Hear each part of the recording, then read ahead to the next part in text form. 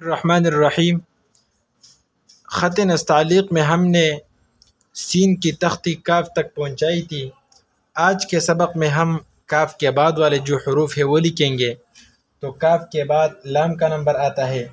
سب سے پہلے ہم قلم کے نوک کے ساتھ سین بنائیں گے، پھر اس کے بعد سین کے ساتھ الف بنائیں گے، اور یہ الف 3 قط ہے۔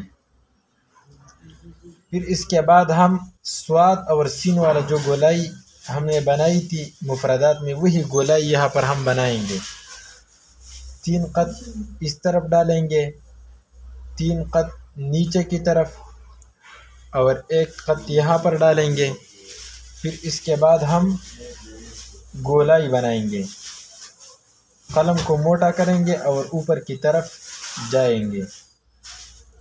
تو یہ سین اور لام مکمل ہو گیا۔ یہ الف 3 قط ہے، اور یہ سین یہاں پر بالکل سیدھا ہے۔ پھر اس کے بعد میم بنائیں گے۔ تو سب سے پہلے ہم قلم کے نوک کے ساتھ سین بنائیں گے۔ اب وہی مفردات والا جو میم ہم نے بنایا تو وہی میم لکھیں گے۔ قلم کو اس طرح لائیں گے، پھر یہاں پر 2 قط لگائیں گے،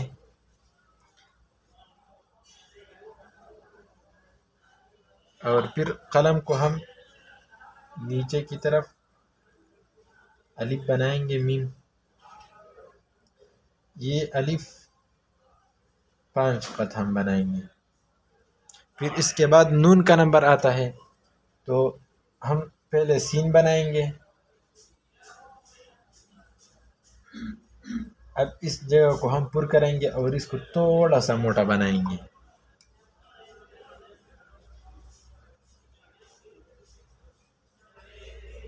پھر اس کے بعد ہم نے وہی گولائی بنانی ہے جو ہم نے صاد اور سین میں لکھی تھی۔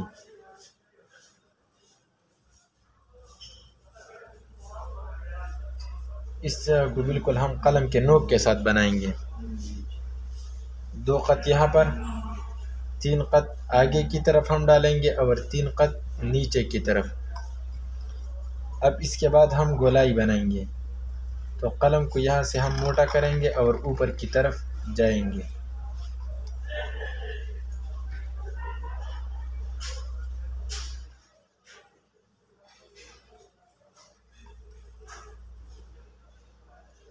تو یہ سین اور نون بھی مکمل ہو گیا۔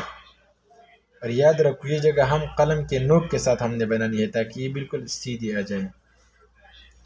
پھر اس کے بعد ہم واو بنائیں گے، تو قلم کے نوک کے ساتھ یہ جگہ بالکل بنائیں گے، بالکل سیدھا۔ پھر اس کے بعد یہ بھی قاف کی طرح ہے، واو بنائیں گے، یہی مفردات والا واو ہے۔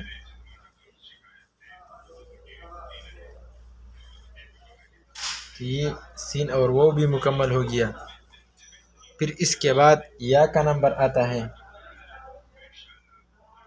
تو ہم سین بنائیں گے اور اسی طرح یا لکھیں گے۔ وہ جو ہم نے مفردات میں لکھا تھا وہی یا یہاں پر بھی لکھیں گے۔ پھر اس کے بعد ہم نے گولائی بنانی ہے۔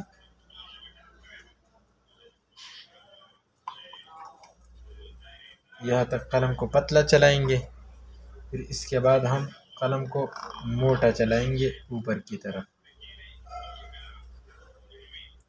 1 قط یہاں پر یہ مکمل ہوگی۔ اس جگہ کو بھی تھوڑا سا موٹا کریں گے۔ پھر اس کے بعد